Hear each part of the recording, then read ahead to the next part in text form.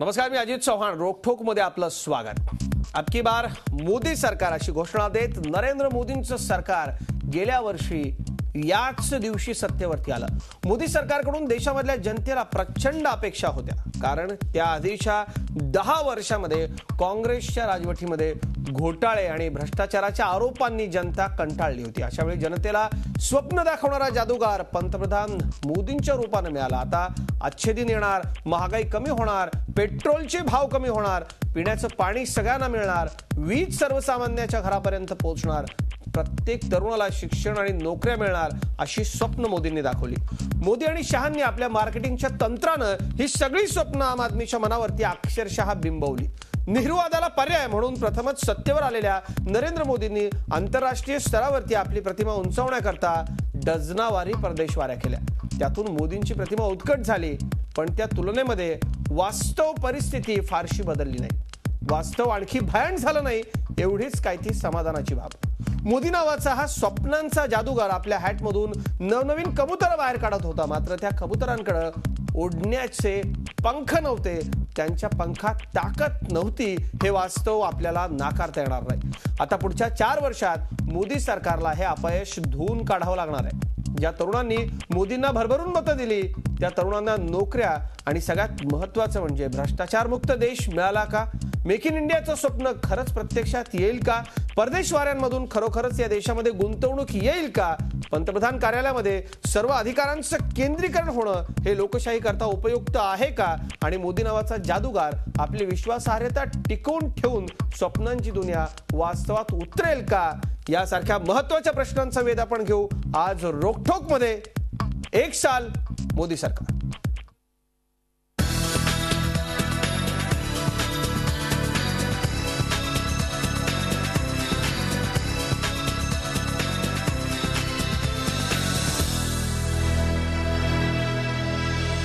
तर आज वर्ष झाले आणि वर्षपूर्ती निमित्तानं नेमके काय काय विशेष कार्यक्रम झाले त्या बाबतीतला हा स्पेशल रिपोर्ट सुरुवातीला आपण पाहू. 26 जानेवारी 2014 राष्ट्रपती भवनाच्या प्रांगणात संध्याकाळच्या वेळी सूर्य मावळत असताना क्षितिजावर मात्र नवा तारा उगवला होता. नरेंद्र दामोदरदास मोदी. मैं नरेंद्र दामोदरदास मोदी. याच मोदी सरकारची मंगळवारी वर्षपूर्ती साजरी झाली. या निमित्तानं सोमवारी मथुरेला झालेल्या सभेत पंतप्रधान मोदींनी 365 दिवसांच्या कारभाराचा लेखाजोखा मांडला. भाइयों बहनों, 365 दिन मैंने जो काम किया है, सरकार ने जो काम किया है, अगर मैं सारा गिनाने जाऊं तो 365 घंटे भी कम पड़ जाएंगे. भाइयों बहनों, हर पल नया निर्णय किया है, हर पल नया इनिशिएटिव्ह लिया है. भाजप अध्यक्ष अमित शाह यांनीही सरकारची तोंड भरून स्तुती करताना भ्रष्टाचार मुक्तीचं आश्वासन पाळल्याचा दावा केला. व्यापार घाटे को नियंत्रित कर दिया गया है. एफडीआई में इन्वेस्टमेंट 44% बढ़ा है. फॉरेक्स 15 साल के सबसे ऊपर है. महंगाई को नियंत्रित कर दिया गया है. थोक महंगाई जो 6% से 7% के बीच में 10 साल तक झोले खाती रही, उसको नेगेटिव 2.66 पर पहुंचाने का काम ये भारतीय जनता पार्टी की सरकार ने किया है. मात्र अयोध्येत मंदिर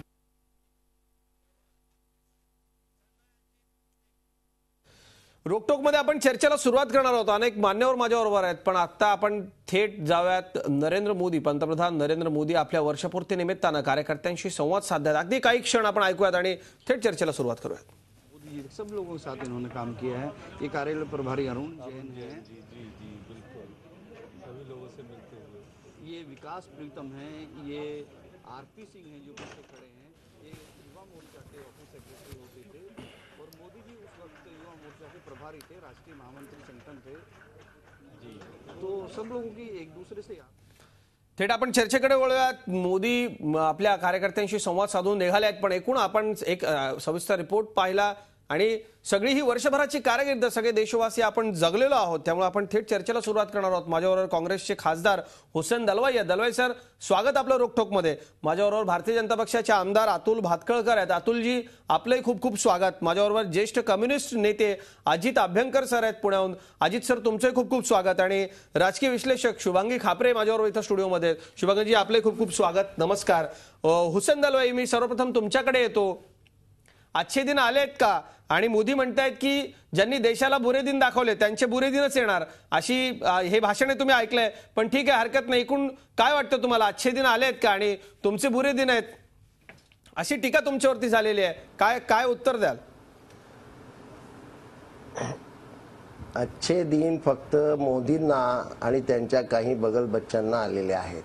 अच्छे दिन सर्वसामान्यांना काही आलेले नाही. आणि देशाच्या दिशेनं अच्छे दिन जे म्हटलं जातं, काही फरक पडलेला नाही. उलट अतिशय वाईट पद्धतीने सगळं चाललेलं आहे.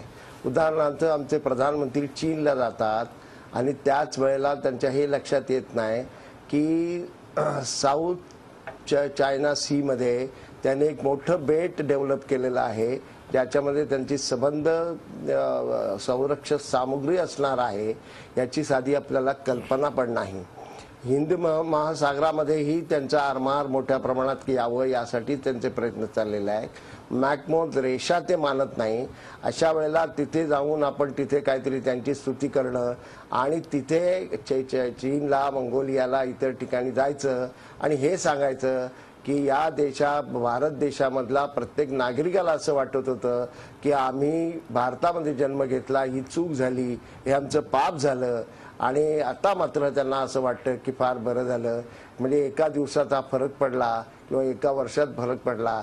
हे जे म्हणणं म्हणजे आपल्या देशाची बदनामी प्रधानमंत्री जिकडे तिकडे जाऊन करतायत. देशामध्ये काय काय चाललंय याची माहिती देत आहेत आणि माझा सगळा स्वच्छ कसा कारभार आहे हे सांगतायत, मी कशी डेव्हलपमेंट करतो हे सांगतायत. म्हणजे परराष्ट्र धोरणामध्ये एक जर म्हणायला झालं तर सुषमा स्वराजनी ज्या पद्धतीनं बांगलादेशशी जो करार केला, हीच त्यांची एक खऱ्या अर्थानं हे आहे. म्हणजे त्यांना श्रेय दिलं पाहिजे, पण ते श्रेय मोदींना देण्याऐवजी मी परराष्ट्र मंत्री त्यांच्या सुषमा स्वराज ज्यांना नीट काम करू दिलं जात नाही, पण तिथे फारसं त्यांची ढवळाढवळ न झाल्यामुळं तिथे व्यवस्थित झालं. पाकिस्तानच्या संबंधात शपथविधी झाला तेव्हा पाकिस्तानच्या प्रधानमंत्र्यांना इथे बोलावण्यात आलं.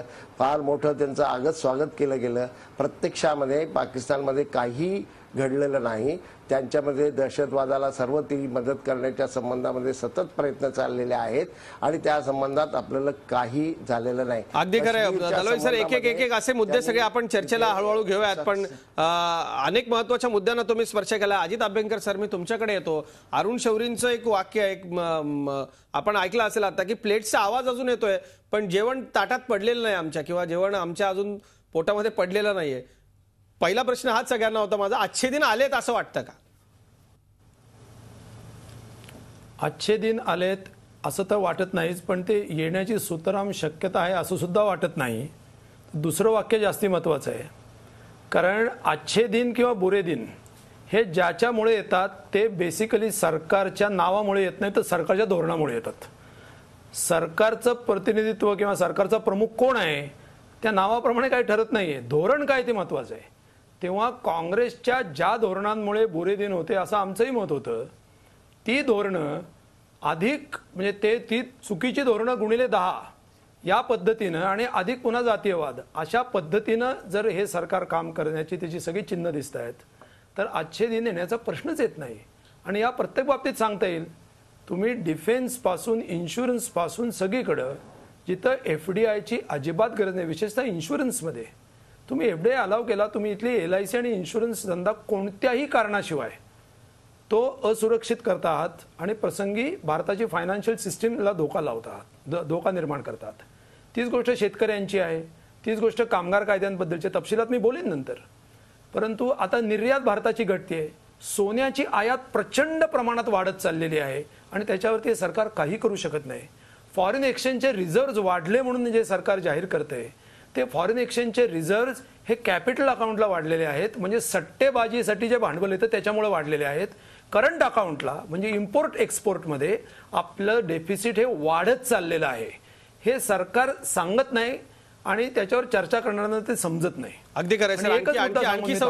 आणखी सविस्तर मुद्दे पुढच्या भागामध्ये मी आपल्याकडे येईनच जाणून घेण्याकरता. शुभांगी कापरे आहेत आपल्याबरोबर. शुभांगीजी, एक आरोप असाही होतोय की हे एनडीएचं सरकार नाही, हे मोदी शहांचं सरकार आहे. 1 वर्ष झालं या सरकारला.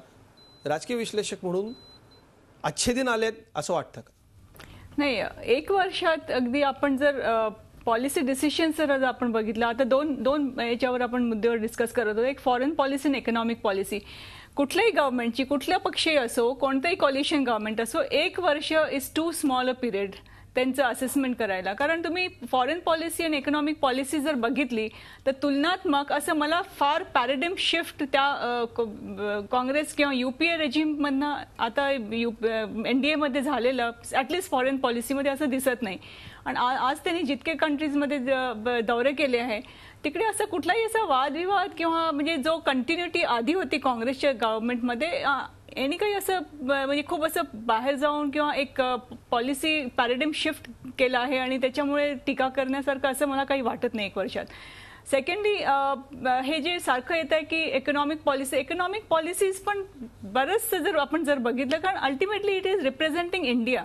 त्यामुळे एकदम असं टीका करतात नाही, ठीक आहे. पण ॲज अ अॅनालिस्ट मला असं वाटतं की at the end of 1 year त्यांनी जी दिशा जी दिली आहे, एक असर्टिव्हनेस जो दिला आहे, एक पंतप्रधान म्हणून त्यांचा जो एक पंतप्रधान म्हणून एक प्राईम मिनिस्टरचा जो रोल राहायला पाहिजे, प्राईम मिनिस्टरने जे असर्टिव्हनेस दाखवलं पाहिजे आणि एक total control on the cabinet किंवा एक कंट्रीमध्ये माझं म्हणजे डायरेक्शन देता आलं पाहिजे, त्याच्यात त्यांना आपण you cannot deny his achievement मला असं वाटतं.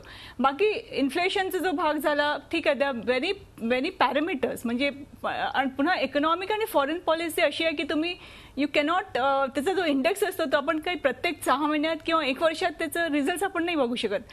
हा सगळा डिबेट आपण 2.5 वर्षात जर 3 वर्षानंतर जर आपण एक कंपॅरेटिव्ह म्हणून आपण घेऊ शकतो. आता माइलस्टोन्स म्हणून नुसतं एक घटनाला घेऊन आपण आता जो हुसेन दलवाई साहेब इज व्हेरी सिनियर लीडर, पण हा जो त्यांनी एक डिबेट केलाय की सुषमा स्वराजला वगळलं वगैरे, मला अशी उदाहरणं दाखवा ना की पूर्वी पण जेव्हा पंतप्रधान गेले होते परराष्ट्र, the prime minister always leads his team. आणि याच्यात 2 टायर 3 टायर असं डिप्लोमॅटिक रिलेशन्समध्ये कुठलीही पार्टी असो, कुठलंही गव्हर्नमेंट असो, नेहमी त्या 2 टायर 3 टायर डिप्लोमॅटिक रिलेशन्स असतात. त्याशिवाय एक ट्रॅक टू डिप्लोमॅसी असते. त्यामुळे फॉरेन मिनिस्टर आपलं डेलिगेशन येतं, त्या secretary to secretary level talks असतात आणि नंतर हा सगळा स्पेड वर्क ग्राउंड वर्क केल्यानंतर मग प्राईम मिनिस्टर आपली एक टीम नेतात. त्यामुळे एक म्हणजे इंटरनली बीजेपीचं सेंटरमध्ये डिफरन्सेस आहे नाही आहे, दॅट्स अ डिफरंट थिंग. पण म्हणजे हा एक काही टीकेचं हे नाही होऊ शकत की प्राईम मिनिस्टर बरोबर फॉरेन मिनिस्टर का नाही गेला. दॅट्स व्हेरी सुपरफिशियल मला असं वाटतं. जादूगाराच्या हॅटमधून अनेक कबुतरं उडाली, पण त्या कबुतरांच्या पंखामध्ये, त्या स्वप्नांमध्ये उडण्याची ताकद नव्हती. 1 वर्षभरामध्ये खरं तर लगेचच अंदाज बांधता येणार नाही किंवा 1 वर्षात आपण लगेचच असं याला जज करू शकत नाही असं शुभांगी कापरेंचं म्हणणं आहे. एका ब्रेकची वेळ झाली. ब्रेक नंतर अतुल भातखळकर मी आपल्याकडे येणार आहे. अजित अभ्यंकर आणि हुसेन दलवाई या दोघांनी केलेल्या टीकेला उत्तर आपल्याला द्यायचं आहे. एक छोटासा ब्रेक घेतोय, लगेचच परतो.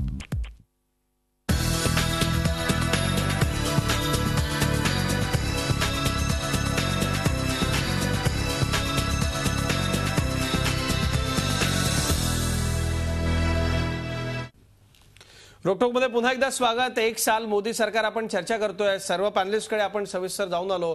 अपेक्षेप्रमाणे काँग्रेस आणि कम्युनिस्ट नेत्यांनी टीका केली या सगळ्या 1 वर्षावरती. शुभांगी कापरेंनी विश्लेषण केलं आणि आता आपण जाणार आहोत अतुल भातखळकर, आमदार भाजपचे माझ्याबरोबर आहेत. अतुलजी, एकूण या सगळ्या टीकेला काय उत्तर द्याल?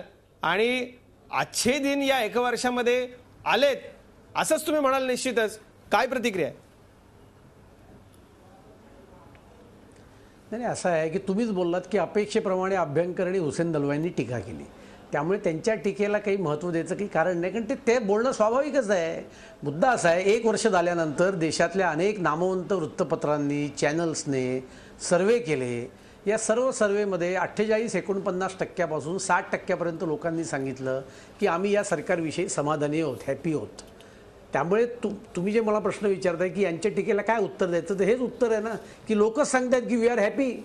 आणि जर का आपण एक तटस्थ निरीक्षक म्हणून जर का या सगळ्या वर्षभराचं मूल्यमापन केलं तर देशाने असा कधी प्रधानमंत्री पाहिला होता का की 365 दिवसामध्ये त्यांनी सुट्टी नाही घेतली? येमेनमध्ये हजारो भारतीय नागरिक अडकलेले होते, त्यांना काही तासामध्ये काही दिवसांमध्ये सुखरूप परत आणलं. या देशाचा एक मंत्री त्या युद्धग्रस्त देशामध्ये रस्त्यावर हिंडून घराघरात जाऊन भारतीय नागरिकांना सुरक्षित करत होता. हे कधी या देशाने पाहिलं? एक नव्हे दोन नव्हे, जगातल्या 26 कंट्रीजने सांगितलं की येमेनमधले आमचे नागरिक बाहेर काढण्याकरता भारताने आम्हाला मदत करावी. नेपाळमधल्या भूकंपाची माहिती त्या देशाच्या प्रधानमंत्र्याला आपल्या देशाच्या प्रधानमंत्र्याच्या ट्विटमुळे कळलं. एवढा अलर्ट प्राईम मिनिस्टर कधी कोणी पाहिला? 1 वर्षामध्ये या सरकारवर एक भ्रष्टाचाराचा आरोप सोडावं, साधी चर्चा नाही. वृत्तपत्र जी कायम विरोधात लिहितात त्यांनी सुद्धा आर्टिकल लिहून म्हटलं की there is no big ticket corruption in this government in last 1 year. हे कोण म्हणतंय? हे या देशातले नामवंत वृत्तपत्र म्हणताय, नामवंत लेखक जे नॉन अँटी BJP RSS संघ परिवार आहेत ते म्हणतायत. याचं कौतुक नाही करायचं? राजकीय पक्षीय विरोधकांनी जरी कौतुक केलं नाही तरी जनता कौतुक करते. इकॉनॉमिक टाइम्सने सर्वे घेतले, त्या सर्वेमध्ये त्यांनी म्हटलं की सर्व उद्योगपतींनी दलालांचं जे राज्य त्यांचं चालायचं ते संपवलं दिल्लीतलं. त्यांची जेट येणं कमी झालं, त्यांचे PROच्या नोकऱ्या त्यांनी दिल्लीतल्या काढून टाकल्या, कारण याचा काही उपयोग नाही आहे. पॉलिसी ड्रिव्हन गव्हर्नमेंट आहे. त्यामुळे मला असं वाटतं की या सरकारचं कुठलाही सुसंस्कृत शहाणा मनुष्य कौतुक करेल. पॉलिसीचा विचार कराल तर पॉलिसी ही बजेटमध्ये मांडली आहे, गोरगरिबांच्या योजनांमध्ये मांडली आहे. 12 कोटी लोकांना बँक अकाउंट मिळाली आणि कपिल सिबल टीका करतात की यातली 7 कोटी अकाउंट जी आहेत ती डॉर्मंट आहेत आणि ती मेंटेन करायला बँकेला फार खर्च येईल. मग यालाच सबसिडी म्हणतात. मग कपिल सिबलांच्या लॉजिकप्रमाणे जायचं तर शेतकऱ्यांच्या सबसिडी बंद करून टाका, गोरगरिबांच्या सबसिडी बंद करून टाका, कारण तिथून हजारो कोटीचं नुकसान होत आहे. त्यामुळे गोरगरिबांना बँक अकाउंट दिली, अटल पेन्शन योजना आणली, 12 रुपयामध्ये 2 लाखाचा अपघाती विमा आणला, 330 रुपयामध्ये जीवन विमा आणला. त्यामुळे सर्व स्तरावर अनेक योजना आखल्यात, अनेक योजनांचं काम चालू आहे, रस्त्यांची चालू आहे. हे खरं आहे, हे मीच तुम्हाला सांगतो.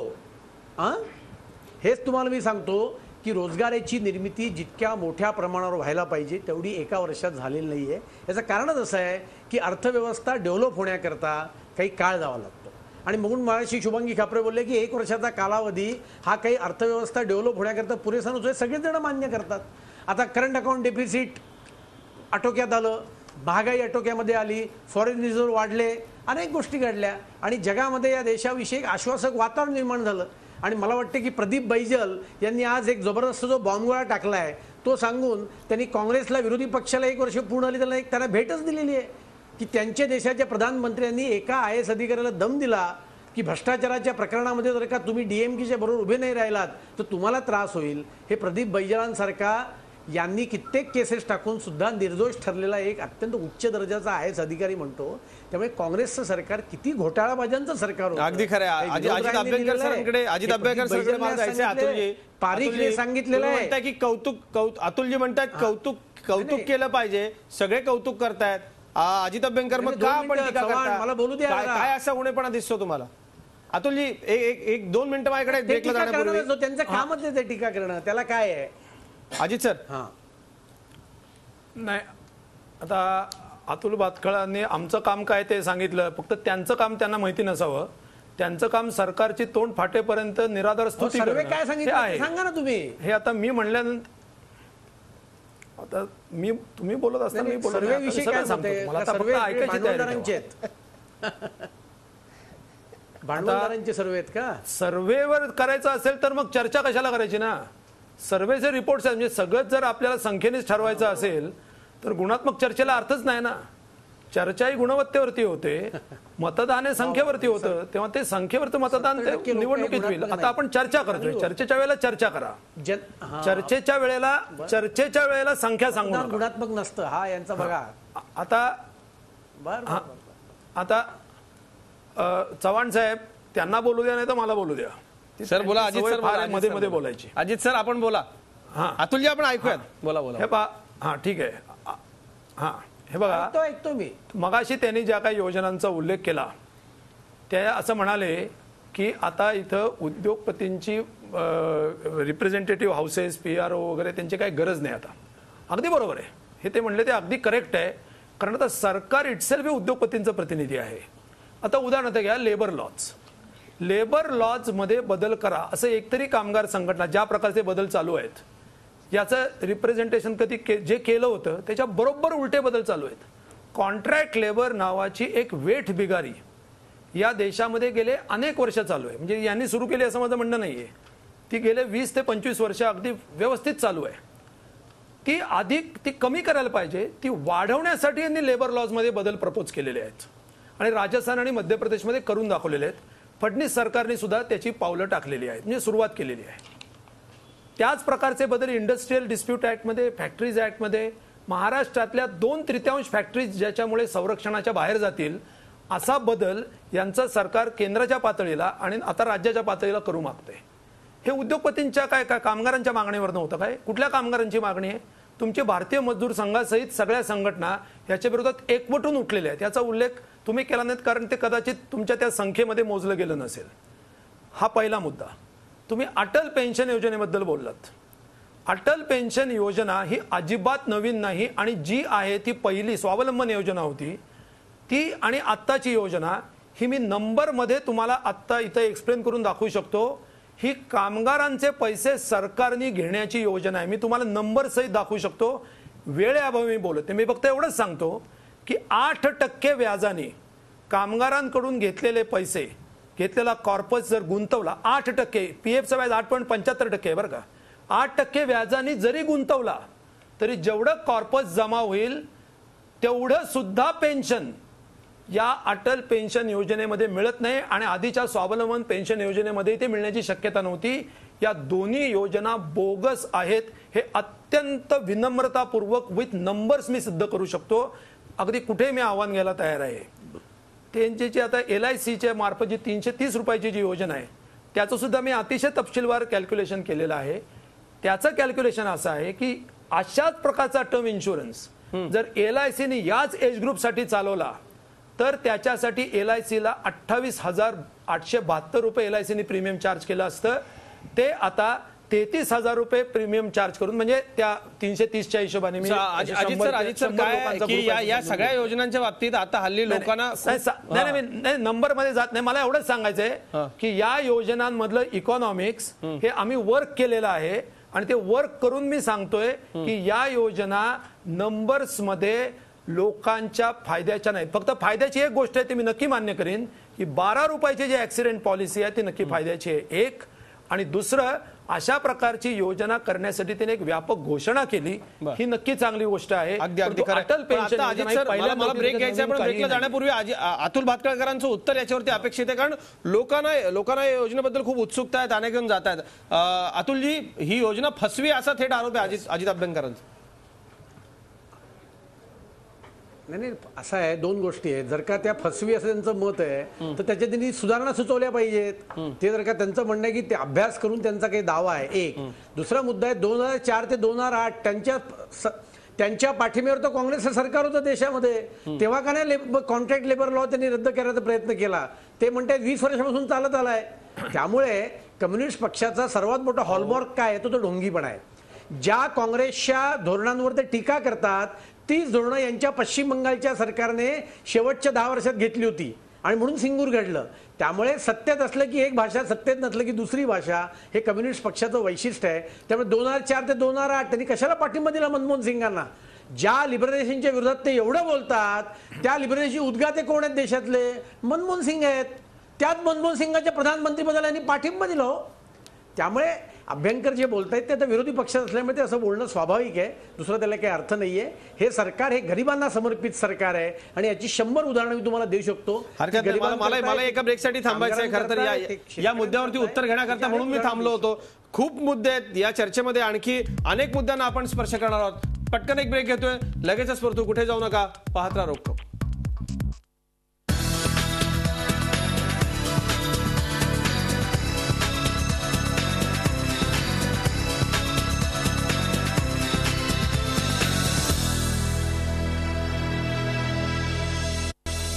रोकठोकमध्ये पुन्हा एकदा स्वागत. आपण चर्चा करतोय 1 साल मोदी सरकार. हुसेन दलवाई साहेब, मी आपल्याकडे येतो. अनेक मुद्दे आहेत, म्हणजे मोदींनी पंतप्रधान झाल्यानंतर काळा पैसा असेल, स्मार्ट सिटी असेल, स्वच्छ भारत अभियान असेल, बेटी बचाव, मन की बात, त्यांनी तुमचा नियोजन आयोग बंद केला, नीती आयोग सुरू केला. या सगळ्याला तुम्ही कसं बघता? आणि शुभांगी आपले म्हणतात त्याप्रमाणे एका वर्षात पटकन आपल्याला असा हे करता येणार नाही, पण आज काँग्रेस प्रचंड रस्त्यावर उतरली, ठिकठिकाणी निदर्शनं झाली, आंदोलनं झाली. पण मग काँग्रेसलाही लोकांनी एक प्रश्न असा विचारला की 15 वर्षात 10 वर्षामध्ये आपण सगळी कामं संपून टाकायला हवी होती, हे निदर्शनं करण्याची वेळ आली नसती किंवा हे सरकारच आलं नसतं. याला काय उत्तर आहे आपलं? एक लक्षात घ्या, मी सुरुवातीला काही प्रश्न उपस्थित केले, त्या संबंधामध्ये भातखळकर काही बोलले नाही, त्यांनी वेगळंच काहीतरी मांडलं. आपण उत्तर घेऊ सर त्यांच्याकडून. मला असं वाटतं, आणि भातखळकर माझे मित्र आहेत, मी त्यांना सांगेन की ते माझे मित्र आहेत. आता तुम्ही सत्तेवर आहात, सत्तेवर असल्यावर माणसाने अधिक विनम्र झालं पाहिजे, आक्रमक होऊन चालत नाही ते. परंतु तो त्यांचा दोष नाही. ज्या तऱ्हेनं प्रधानमंत्री जिकडे तिकडे निवडणुकांमध्ये पब्लिक मिटिंगमध्ये भाषणं करावी अशी अकांड तांडव करत जी भाषणं करतात, त्याचा परिणाम कार्यकर्त्यांवर आणि खालच्या नेत्यांवर होणार हे बरोबर आहे. त्यांनी 100 दिवसामध्ये आम्ही महागाई कमी करू असं सांगितलं होतं. झाली का? डाळीचे भाव दुप्पट झालेले आहेत, लक्षात घ्या. हे मुद्दे नाही का चर्चेचे? मला सांगा, भूमी अधिग्रहण कायदा ज्याला त्यांनी टाळ्या वाजवून हे केलं, त्याच्यामध्ये त्या अध्यक्ष सुमित्रा महाजन असल्याच्या कमिटीमध्ये मी स्वतःही होतो. त्यांनी रेकमेंड केलेलं कायदा झाला. तो कायदा पुन्हा त्याच्यामध्ये काही ज्या शेतकऱ्यांच्या बाजूनी ज्या गोष्टी होत्या त्या काढून टाकण्याच्या संबंधामध्ये चाललेला आहे. ते अजित अभ्यंकरांनी कामगारांच्या कायद्याच्या संबंधात बोलले. मी तुम्हाला आत्ताचं उदाहरण देतो आणि भातखळकरांनी त्यांना खरंच मदत करावी. रासायनीमध्ये म्हणजे अंबानीच्या कारखान्यामध्ये जो पहिला कारखाना ज्याच्यात प्रचंड पैसा त्यांनी कमावला, तिथे आज संप चाललाय. तिथे सगळे कामगार जे आहेत ते कामगार कायम कामगार नाही आहेत. त्यांना कायम करावं, त्यांना कितीतरी पगार कमी मिळतो. ज्यांना कायम आहे त्यांना 25,000 जर मिळत असेल, 35,000 मिळत असेल, तर यांना 8,000वर राबवलं जातं. तर त्या संबंधामध्ये त्यांची मागणी आहे. महाराष्ट्र सरकार गेली 15 दिवस संप चाललाय, काही करत नाही. तुम्हाला वेगवेगळे मंत्री वेगवेगळ्या भाषा वापरतात. उदाहरणार्थ पर्रीकरांनी तर कमालच केलेली आहे. डिफेन्स मिनिस्टर असलेल्या माणसाने या देशामध्ये दहशतवाद जर कमी करायचा असेल तर त्याला दहशतवादानेच उत्तर दिलं पाहिजे, इतके बेजबाबदार विधान करतात. तितकंच नाही, आज त्यांचं स्टेटमेंट वाचून तर मला फारच आश्चर्य वाटलं. ते म्हणाले डिफेन्सच्या 3 ज्या फळ्या आहेत त्यांना एकत्र करणारा एक चीफ असला पाहिजे. एक लक्षात घ्या, ब्रिटिशांच्या काळात ते होतं. नेहरूंनी ते मुद्दाम वेगळं केलं, कारण जे आपल्या आसपासच्या देशामध्ये ज्या तऱ्हेने मिलिटरी हवी होते तशी होऊ नये हा त्याच्यातला हेतू आहे की हा देश नाही म्हटलं तरी डेमोक्रेटिकली चालला पाहिजे. त्याच्या परंपरा निर्माण केल्या पाहिजे, त्या परंपरा अधिक पुढे नेल्या पाहिजे. या संबंधामध्ये आत्ताचं सरकार सगळ्या परंपरा तोडून टाकण्याच्या दिशेने सगळे प्रयत्न करते. निर्भयाच्या संबंधामध्ये ठरलं होतं की सगळ्या जिल्ह्यांमध्ये एक सेंटर तयार केलं जाईल रेप च्या संबंधामध्ये. ते झालं नाही. आता म्हणतात आम्ही स्टेट लेवलवरच करू. त्यासाठी आवश्यक असलेला निधी अजून दिला गेलेला नाही. इन्फ्रास्ट्रक्चर डेव्हलपमेंटच्या संबंधातला 23% निधी कमी केला गेलेला आहे. सर, मला असं वाटतं आणखी पुढचे मुद्दे तुम्ही मांडाच नक्की, पण याच्यावरती आपण उत्तर घेऊ. अतुल भातखळकर, सत्तेत आल्यानंतर विनम्र व्हा असा मित्रत्वाचा सल्ला तुम्हाला दलवाई साहेबांनी दिला आणि शेतकरी कामगारांकडे तुमचं सरकार दुर्लक्ष करतं असं म्हणणं आहे त्यांचं. नाही, असं आहे खरं तर. माझ्या वतीने तुम्ही सुरुवातीला बोललात की जर का 10 वर्षाच्या कारभारामध्ये सगळे प्रश्न सुटले असते तर आज त्यांच्यावर आंदोलन करण्याची पाळी आली नसती आणि जनतेने विरोधी पक्ष नेत्याचा सुद्धा दर्जा मिळू नये इतकं कमी खासदार निवडून नसते दिले.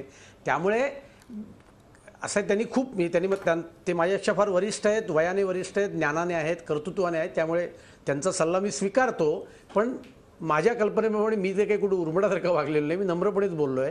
आता टीका असं आहे, नरेंद्र मोदींवर त्यांना मौत का सौदागर म्हणण्यापासून हिटलर, मुसोलिनी काही म्हणायचं आणि आम्हाला भावनाच नाही आहेत अशा थाटात तुम्ही टीका करणार आणि आम्ही काहीच रिॲक्ट व्हायचं नाही आणि आम्ही रिॲक्ट झालो की तुम्ही उर्मटासारखं बोलताय असं म्हणायचं. हे ठीक आहे, तो काही मुद्दा नाही, बाजूला ठेवू. त्यांनी जे काही ऑब्जेक्शन घेतली, आता मला कळलं नाही की कामगार लॉजमध्ये बदल कोणी केले? त्यांनी केले ना.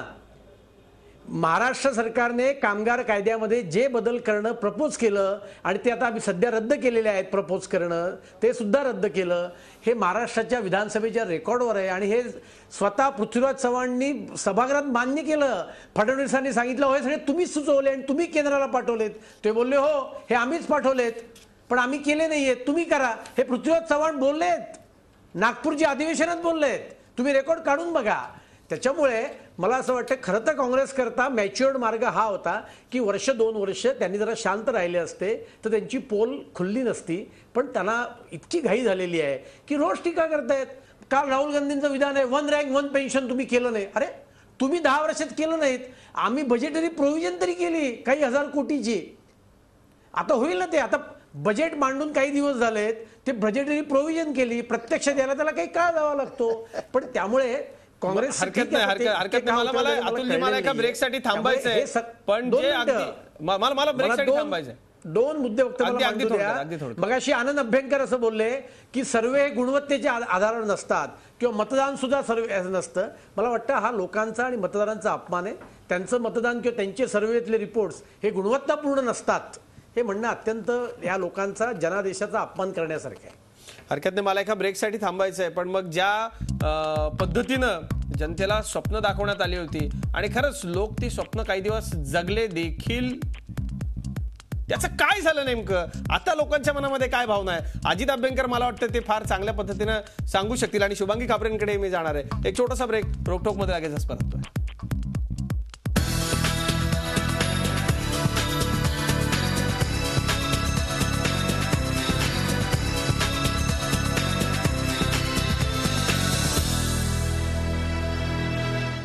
मध्ये पुन्हा एकदा स्वागत. 1 साल मोदी सरकार आपण चर्चा करतोय. आपण शुभांगी कापरेंकडे जाऊयात. माझी सर्व पॅनलिस्टना एक विनंती, आपल्याकडे वेळ फार थोडा आहे त्यामुळं आपण मला सहकार्य करायला अशी अपेक्षा आहे. शुभांगीजी, या देशातल्या जनतेला मोदींनी स्वप्न दाखवली, ती स्वप्न जनतेनं अक्षरशः जगली आणि प्रचंड बहुमत दिलं. सगळं स्वप्न पूर्ण होताना दिसत आहेत का? आता जनमानसामध्ये काय, त्याच्या सर्वसामान्य माणसाच्या मनामध्ये काय आहे? तुम्ही पत्रकार, विश्लेषक म्हणून समाजामध्ये फिरता, काय जाणवतोय तुम्हाला या एका वर्षाकरता? मी माझं परसेप्शन फक्त सांगते, जो ग्राउंड रियालिटीज, कारण शेवटी प्रत्येक माणूस काय विचार करतो ते ऑथेंटिक मी नाही सांगू शकणार, पण ओव्हरऑल परसेप्शन जे दिसतं आहे आणि एक ऑब्जेक्टिव्ह अनालिसिस म्हणून मी एवढं सांगू शकते की एक डेफिनेट डायरेक्शन त्यांनी दिलं आहे.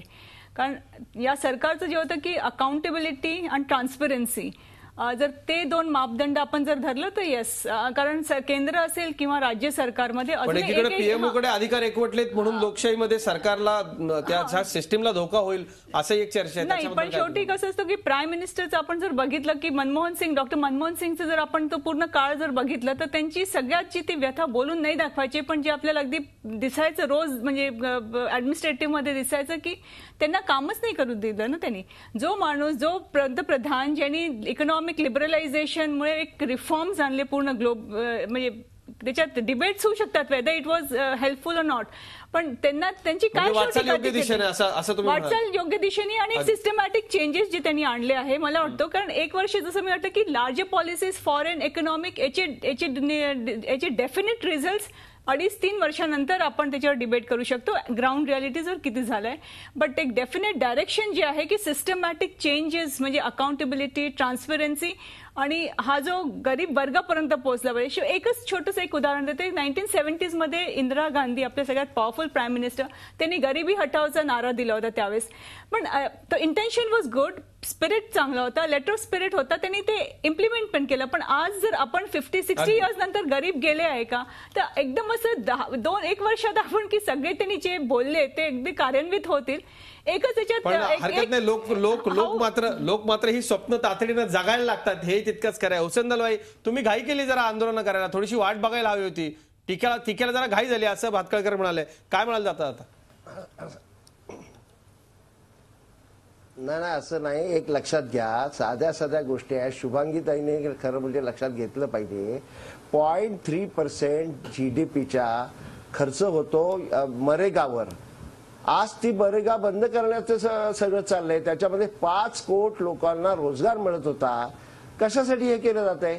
गरिबांच्या विरोधामध्ये सातत्याने जे काय चाललंय, दलितांच्या संबंधात, आदिवासींच्या संबंधात मी म्हणेन त्यांच्यासाठी जो खर्च केला जातो तो खर्च एकदम कमी केला गेलेला आहे.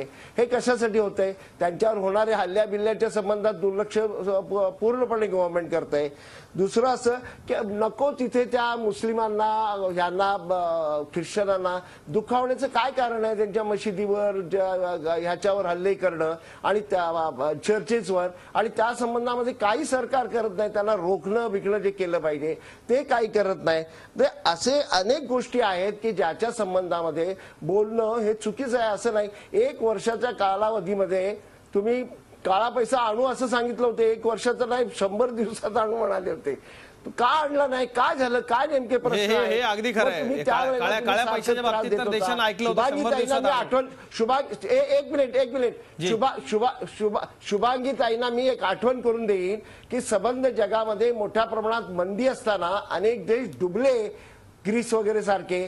त्यावेळेला भारतामध्ये मागासलेल्या देशामध्ये 5% 6% GDP राखून ठेवलेला होता, म्हणजे थांबून ठेवला. आणि इथली अर्थव्यवस्था खऱ्या अर्थानं. दलवाई सर माझ्याकडे वेळ फार थोडा राहिलाय. खरं तर खूप महत्वाच्या मुद्द्याला तुम्ही स्पर्श केला.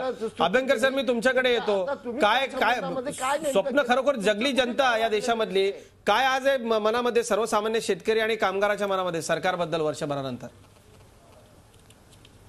माझ्या मते सरकारबद्दलची निराशा, 1 वर्षा कालावधी कमी आहे मला मान्य आहे, पण 1 वर्षातच एवढं कळलं हे लक्षात घ्या. म्हणजे 1 वर्ष कमी असून एवढं कळलं हा मुद्दा महत्वाचा आहे. अगदी खरं. कारण ज्या धोरणांना भाजपाने विरोध केला ती सर्व धोरणं काँग्रेसची भाजपाने मल्टिप्लाइड बाय 10 या रेटने अंमलात आणलेली आहेत. अजित सर, माझ्याकडे वेळ फारच थोडा आहे. मला क्लिअर केलेलं आहे. मला माफ करा, वेळ फारच थोडा आहे, पण फार कमी शब्दात तुम्ही फार छान मांडलं. तुम्हाला काय म्हणायचं होतं? अतुलजी, जाता जाता काय या सगळ्या टीकेला उत्तर द्याल? कसा समारोप करा? नाही, मी सुरुवातीलाच म्हटलं की दोन्ही जे राजकीय पक्षांचे प्रवक्ते आहेत त्यांची फार मोठी अडचण आहे. आणि मला गंमत वाटते की तुमची सगळी वक्तव्य ऐकून खरं तर तुम्ही आता अँकरची भूमिका सोडून पॅनलिस्ट म्हणून यायला पाहिजे होतं. तुम्ही ज्या पद्धतीने सगळे मुद्दे मांडताय ना, तुम्हाला खूप इच्छा आहे की नाही हे बरोबर आहे ते बरोबर. ब्लॅक मनी, आजच्या पेपरला बातमी आहे, आयुष्यामध्ये प्रथम स्वित्झर्लंडने 2 भारतीयांची नावं जाहीर केली. 3,500 कोटी रुपये आतापर्यंत जे काळा पैसा होता तो बाहेर आला. ब्लॅक मनीचं बिल पास झालं. 1 वर्षात 47 बिलं या देशाच्या संसदेत मान्य. त्यामुळे मला वाटतं आपण जर का पत्रकार आहात मोकळेपणाने मान्य करा. स्वच्छ भारतचं अभियान असेल, अजून 100 गोष्टी असतील. एक अत्यंत गतिमान, निश्चित दिशा घेतलेलं सरकार आहे आणि लोक अत्यंत आश्वासक आहेत. अर्थव्यवस्थेत गती पकडलेली आहे. येणाऱ्या काळात आणखीन बदल 100% होते. जाता जाता शेवटच्या शब्द अगदी अजित सर, एका वाक्यात. हे बघा, मला एवढंच अगदी ज्या काँग्रेसच्या धोरणांना विरोध केला ते इन्शुरन्सचा FDI मधला मुद्दा असेल, डिफेन्स मधल्या FDIचा मुद्दा असेल, चा मुद्दा असेल, अणुकराराचा मुद्दा असेल, या सगळ्याला भाजपाने विरोधी मतदान केलेलं आहे पार्लमेंटमध्ये. आणि त्याच्यात तेच अंमलबजावणी करतायत. आणि ज्या लँड ॲक्विजिशनला बाजूने मतदान केलं तो मात्र बरोबर शेतकऱ्यांच्या बाजूचा तो उलट करायला निघालेले आहे. हरकत नाही. या एका वर्षाच्या अनेक गोष्टींबाबतीत आपण खूप महत्वाची चर्चा केली. खरं तर हे 1च वर्ष झालेलं आहे, पण जनतेने 5 वर्षांकरता हे सरकार निवडून दिलेलं आहे. 5 वर्षात काय नेमकं होतं हे पाहण्याकरता जनता तो संयम ठेवणार आहे. अन्यथा जनतेकडे या देशातली सगळ्यात मोठी ताकद आहेच. आणि आता सध्याचे सगळे बदल बघता आता जनता हुशार झाली आहे आणि ती फार सजगपणे या सगळ्याकडे पाहते. हे मात्र आपल्या सगळ्यांना मान्य करावंच लागेल. आपल्या सगळ्यांचे खूप खूप आभार. ताज्या बातम्यांसाठी पाहत राहा झी24 तास. रहा एक पाऊल पुढे.